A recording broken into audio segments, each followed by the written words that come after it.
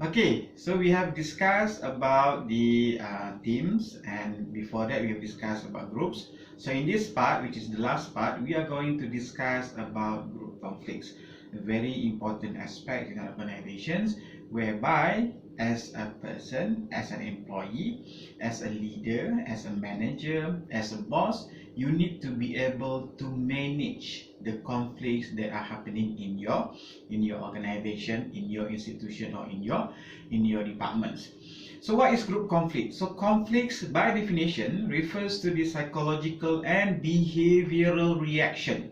The psychological and behavioral reactions to a perception that another person is keeping you from reaching a goal, or taking away your right to behave in a particular way, or violating the expectancy of relationships. Okay, so in a relationship, you expect that there are mutual respects between you and other persons, and suddenly you heard that some other co-workers are backbiting, are talking something which is not true about yourself, or they are slandering you in the presence of others. So that's your perceptions, and if you know that, then it will create a conflict. Okay, you will feel dissatisfied, or maybe angry towards the person.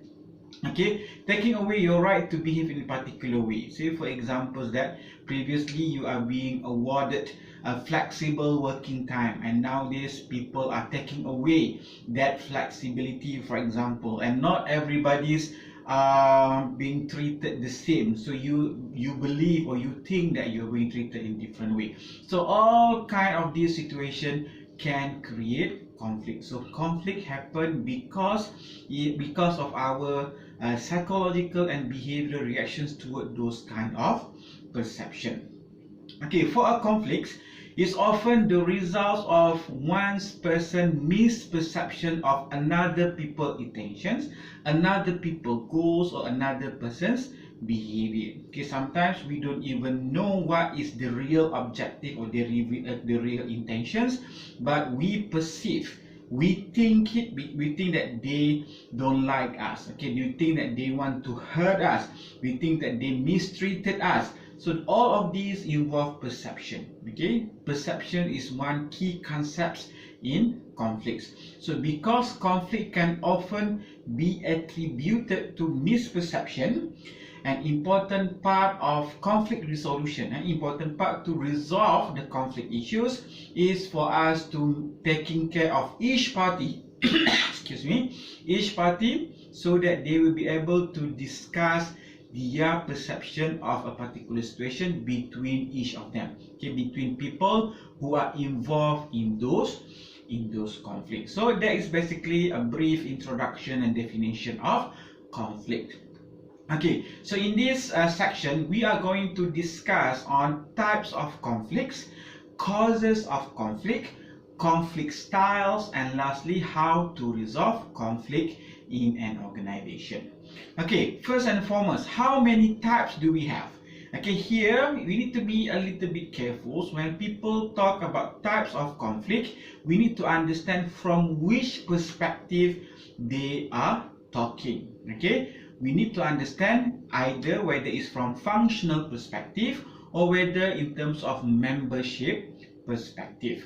Okay, when people talk about there are conflicts, okay, people are fighting, there are interpersonal problems, there are working culture issues, there are teams, there are office politics.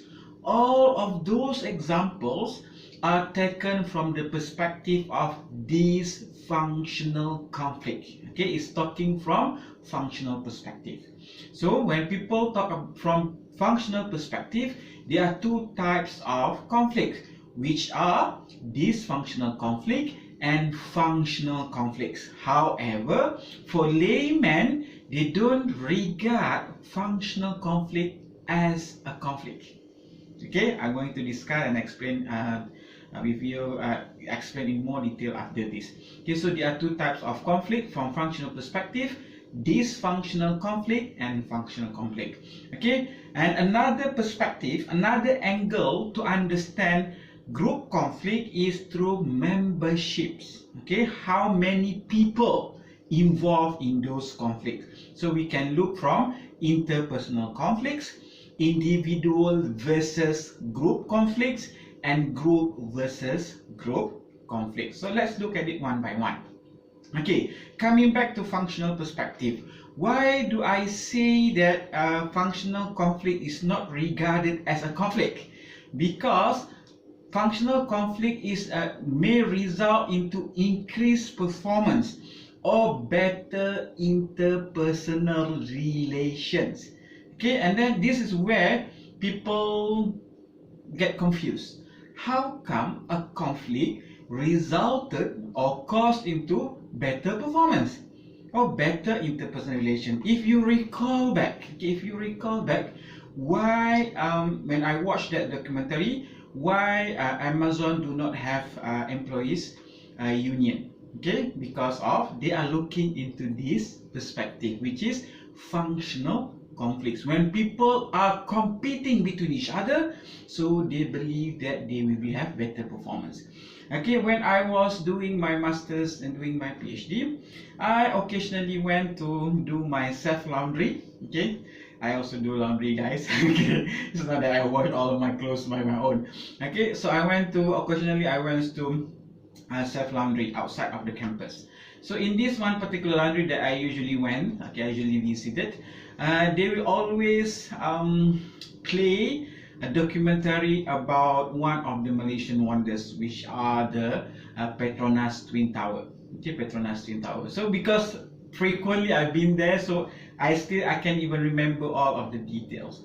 So of course the Petronas Twin Towers was built during under the premierships of Tun Dr. Mahathir. Okay, do you know that there are two different contractors for each towers? Because Petronas Twin Towers, because of twins, we have two towers. Okay, towers A and tower B. Okay, and for each tower they have different contractors. Bear in mind, contractors is not architects. Same architects, two contractors. So basically, they have two teams to develop the twin tower. Okay, one team is responsible for tower A, another team responsible for tower B. And then when I keep on watching that, I still believe that it's this is not political. Okay, by no means this is not political. This is apolitical and this is academic. So when I watch that, I believe that the action taken by Tun Mahathir and his advisor are genius. Okay, because they are creating conflict. They are creating healthy competitions between the two contractors. So they give these two contractors timelines, and these two contractors need to compete between each other. If I'm not mistaken, if any of the towers completed their building, okay, their towers early than the other teams, they will receive another extra 4 million.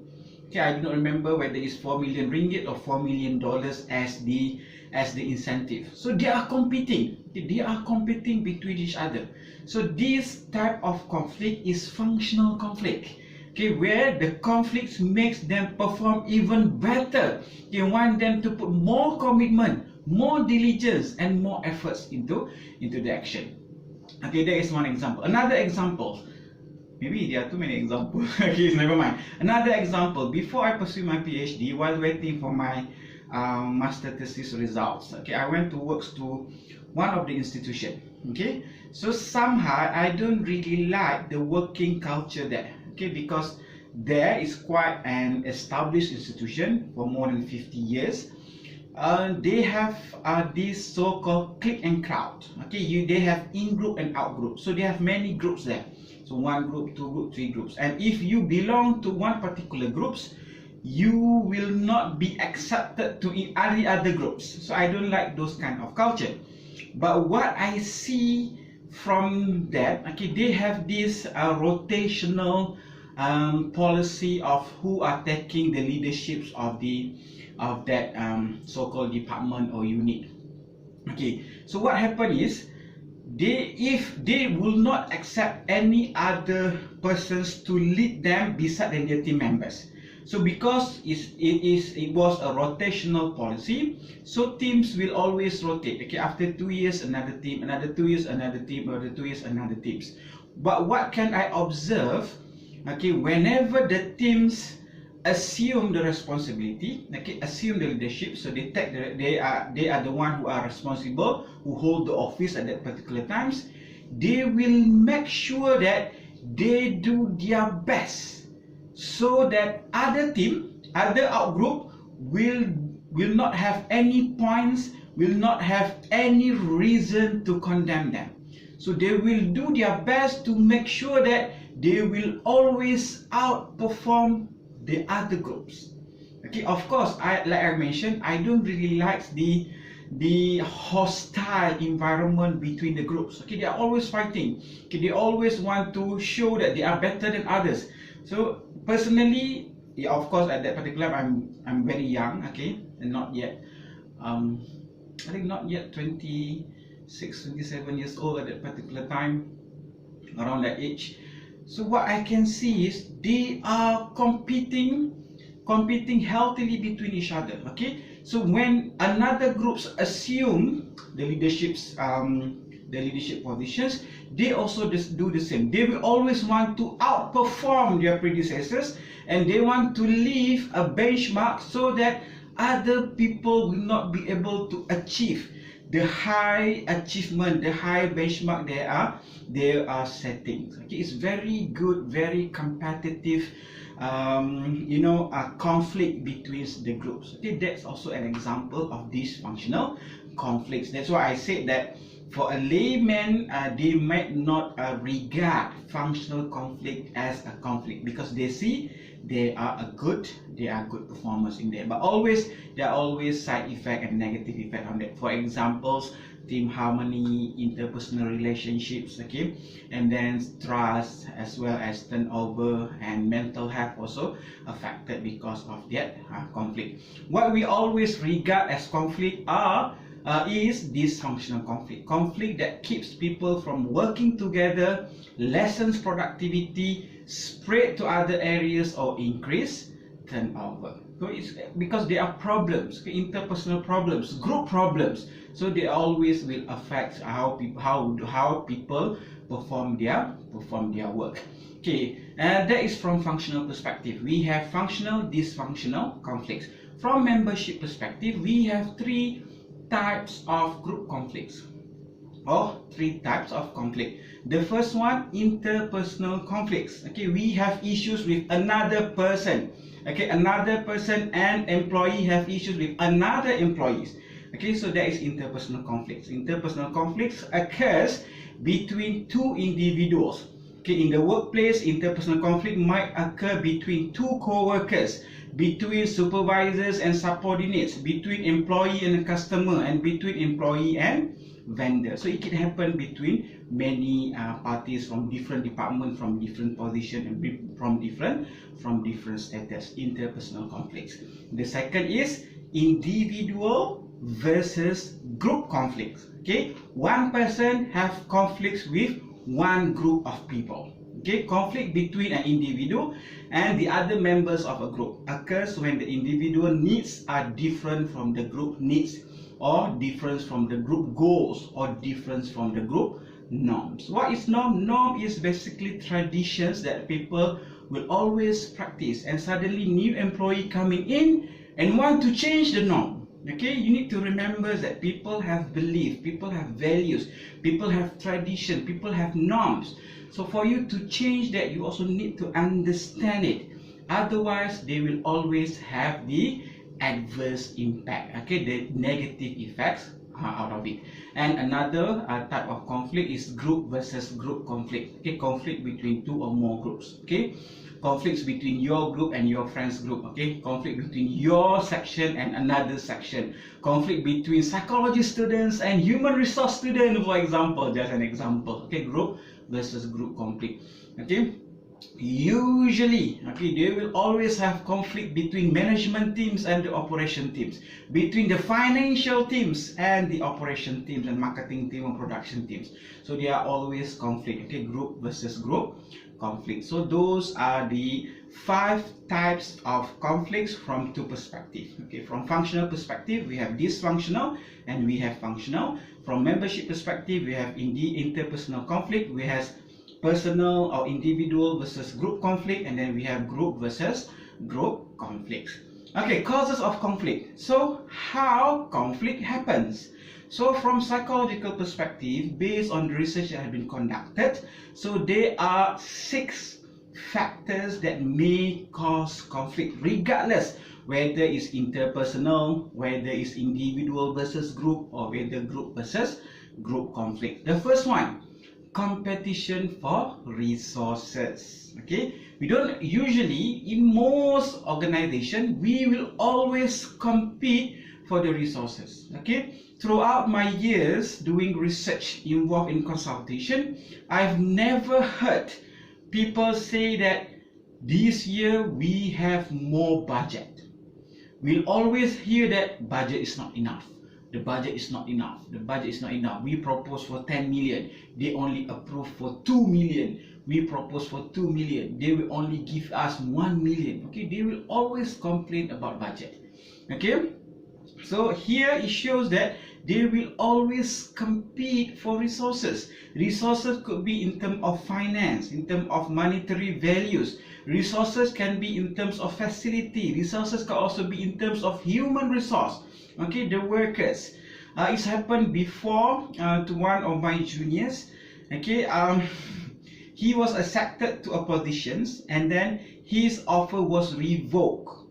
Why? Because some other departments basically counter offer and they argue with the management that they are in a more urgent situation, needing a new person. So what happened is the offers that being offered to my juniors was revoked, and they offered to another person to join another department in the same institution. So we can imagine that they will always have conflict between them.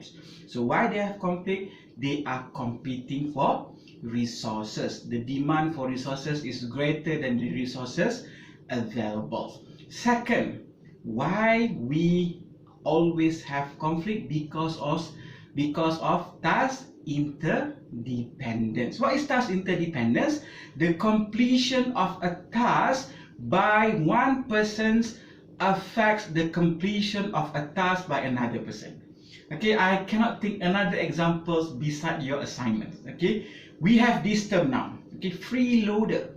Okay, orang yang makan free. Okay, freeloader or passenger or people or your group members who do not perform their task. Okay, at the beginning of the semester, when you form your group, you already delegates. Introduction, person A. Okay, part 1, person B. Part 2, person C. Part 3, person 4. You delegate your task. And in order for you to submit a complete assignment, you need to make sure that all members completing each of their part. And suddenly, one of the members don't do their work. And the submission deadline is approaching. So you keep on pushing him and pushing her. She do not respond. Okay, she don't do it. Okay, she respond, but she delay it again. Okay, procrastinate and procrastinate until you reach the deadline. So what happened? You cannot submit your assignments because it's incomplete. Okay, the reduction of the marks will not only affect the person, the persons who the freeloader, but will also affect your marks. So what happened? You do the part. Okay, so this is the example of task interdependence. Completion of your works depending on of others' completion of their work or their task. Third, jurisdictional ambiguity. Okay, this has always happened. Okay, this always happen, especially in an organization or institution that have a very hierarchical structure. Okay, their organizational structure. Okay, or they don't have structure at all. Okay, they have a very dynamics where people can communicate to each other. So they have rule ambiguity and jurisdiction ambiguity. They do not know what is their responsibilities. They thought it is their responsibility, but it turns out that other people's responsibility, or the other way around. They thought that other people's responsibility, but in fact it's their responsibility. Okay, this can happen. Okay, disagreement about geographical territory or lines of authority. Okay, the fourth factors that may cause conflict is communication barriers. Okay, communication barriers is very important, but a lot of things happens because people don't have effective communication medium, effective communication techniques. What happens? Physical, cultural, and psychological obstacles that interfere with the effectiveness or with the successful communication and create source of conflict. People don't get the right idea, people don't get the whole picture, and then people reacting in a negative way. Another factor, beliefs. It's very hard to change beliefs. Okay, why belief can cause conflicts? Individuals or groups that believe in, for example, they are superior to other peoples, or they are superior to other groups. Okay, so what happens when other people take responsibilities? They will not follow. Okay, they will always have skepticisms, they will always have cynicisms, talk back. Okay, always have negative communication, conversations, so always create conflicts. Okay, and the second problem about beliefs is when they are a group or individual who believe that they have been mistreated by others. Okay, when you don't convey the real message behind it, then you will have issues. And then when there are a group of people who believe that they are vulnerable to others are in harm's way. Okay, so they are skeptical. Okay, this person might be a spy, this person might be want to test them, want to observe, want to judge them. Okay, this also can lead to conflict. Another types of beliefs, okay, they believe that they cannot trust others. Okay, they cannot trust others in the same workplace, then it will create conflicts. And lastly, they believe that they are helpless or powerless. Okay, they believe that they don't have a role. Okay, people don't regard them, people don't respect them, they don't have any duties there, they don't have any power, they don't have any authority there. It will also cause conflicts. And the last reasons why conflict happens in organization or group, conflict happens because of personality. Okay, because of personality. Before this, we heard the presentation of your friend about person organization fit or person's job fit. So it's all talk about the matching, okay, the consistency of personality values and the values of the jobs or values of the organization. Why? Because personality or clash of personality or incompatible of personality may create conflict, especially interpersonal conflict. But sometimes there are people who have a very difficult personality. Okay, it's very hard to deal with these difficult people. Okay, it may also create conflict.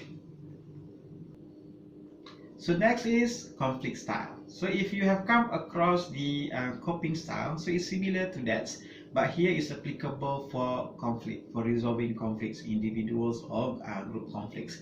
So by definition, a conflict style refers to individual or group methods in dealing with or facing with conflicts. So for group conflicts, we have 5 types of conflict styles. Avoiding, similar to the individual's coping style, which is avoidance. Accommodating, forcing, collaborating, and compromising. Okay, so if we have group conflicts or individual interpersonal conflicts in the organization or in any company or institutions or department or units, so people may opt to use any types of conflict. Okay, any of these 5 types of conflicts. So what is avoiding style? Okay, like I mentioned, it's similar to the coping style of avoidance. People ignore. Okay, they ignore the conflicts and they hope the conflict will resolve by itself. Okay, it's very problematic. It's very difficult to solve the conflicts if the parties involved in those conflicts using avoiding styles. So sometimes in avoiding style, people use withdrawal. So the persons who involved in the conflict, they just withdraw from the situation. They avoid the situation. They avoid from talking about the aspect or the issues that they have. Okay, they avoid meeting people who involve. Okay, they avoid facing these people. So it's very difficult to solve interpersonal or group conflicts that are using avoiding style. Right? If people who are involved in those conflicts using avoiding and withdrawals. Another part is triangling. Okay, they are avoiding, but they somehow share, okay, the conflict with others, okay, with their friends or with their superiors, but they do not solve or do not face the problem by themselves. Okay, when they share it with another person, okay, with their friends or supervisors, okay, they hope that these friends, their friends or the supervisors will go and talk to the person that involved the second party, and the issues can be resolved. Okay, but this is not the conflict resolution or mediation or arbitration. Instead, it's basically triangling, whereby they don't want to solve it by themselves. Okay, they just hope that by telling that person will go and talk, but somehow when it's involved the third party, the conflict become even worse as compared to the original issues. Okay, the second style is accommodating style. So what is accommodating styles? So people who involved in the problem, in the conflict, they respond to the conflict by giving in to another person. Okay, basically what we in Malaysia call as mengalah. So they're giving in. So basically it's okay for them to reduce the demands, okay, to tone down and go and apologize, and they give in. Okay, even though the persons feel that they are right, but basically they just give in to these issues, so that they don't want to prolong the issues. So accommodating style. Forcing style. Okay, forcing style is basically when people involved in that conflict, they respond to the conflict by always trying to win. Okay, they apply the concept of winning at all costs. Okay, even though it requires them to accommodate or requires them to collaborate, but they still want to show that they are right and other people wrong. Okay, it's very difficult to solve the conflicts if people are using this style as well. Okay, forcing style. Another style is collaborating style. Okay, in the collaborating style, people who involve in the conflicts, they want a conflict to resolve in such a way that both sides get what they want. Okay, in a concept what we call as win-win situation or win-win solution. So in this case, both, okay, if they have interpersonal, if we have two party, okay, individual A, individual B, both individual A and individual B will get what they want. Okay, collaborating styles.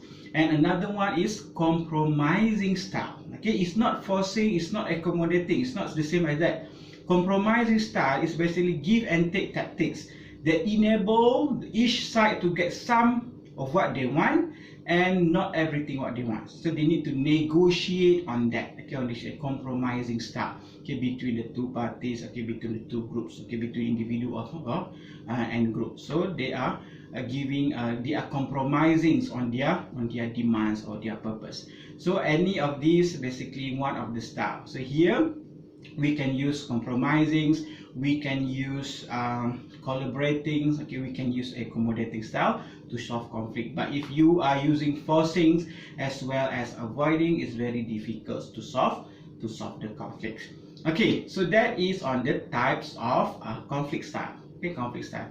And the last one is how can we resolve group conflict in an organization, okay, in a work settings. So it comes under the topic of conflict resolution. Okay, so there are two types of conflict resolution. First is by get involved, okay, of the parties who have the conflict themselves. Okay, I have a problem with my co-workers, and then I don't want the problems to prolong, so I adopt cooperative problem solving. So I go and meet the persons and we work it out, okay, how to solve our problems. So cooperative problem solving is a method of resolving conflict in which two sides get together to discuss a problem and arrive at a solution. But of course, it requires both parties to agree to meet and to discuss. Okay, and both parties, they are prepared to use accommodating, collaborating or compromising styles, okay, that we discussed earlier. So here we are using, okay, both parties want to get involved, okay, want to solve the conflict. But most of the times when the conflicts become problematic, okay, becomes severe, becomes bigger, okay, become worse, we need an intervention from another parties, okay, sometimes our supervisors, sometimes our seniors. So this is what we call as third party interventions, where we appoint a neutral party, okay, the third party, to help resolve the conflict, okay, to help resolve the conflicts. So when we appoint the third party, so we can use either one, mediation or arbitration. Okay, mediation. What is mediation? This third party is asked to help the two parties reach an agreement. Okay, I have a problem with my co-workers, for example. I cannot stand her, I cannot stand him, I cannot see his face, I cannot see her face, I cannot listen to her talk, okay, to the person talk. So basically they cannot come and sit together, discuss and negotiate. So basically we need intermediaries, okay, in the forms of third party intervention, which is mediation. So this third party, they will not decide. Instead, he or she will go to person A, okay, tell, okay, what is your problem with person B? Tell me, okay, what is the issues? Okay, how can we resolve this? And then go to the person B. Okay, the person A say this. Okay, what is your thinking? What is your belief? Okay, what is your interpretation? Okay, how can we solve this? So they are basically the intermediaries. They mediate. Okay, they mediate the conflicts and then try to reach an agreement, because the two parties can no longer communicate or talk to each other.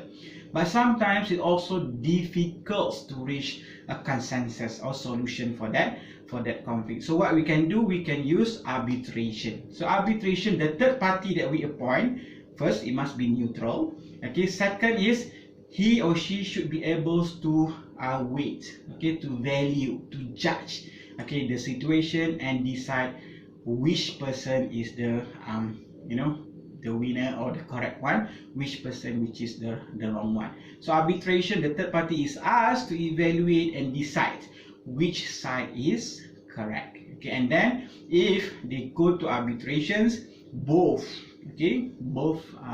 parties that involved in the disputes, involved in the conflicts, they need to accept the decision made by the third party interventor, okay, intervention, the third party, okay, the neutral party, okay, or the arbitrator. Okay, so that's all that we need to discuss under these topics, okay, group behavior, themes and conflicts. So under the first part, okay, we discuss about group dynamics, and we look into what are the factors that can affect the group performance. Okay, we look at the criteria of a groups. Okay, in the second part, we talk about teams. We look at what are the criteria of the teams. Okay, and we look at the types of teams.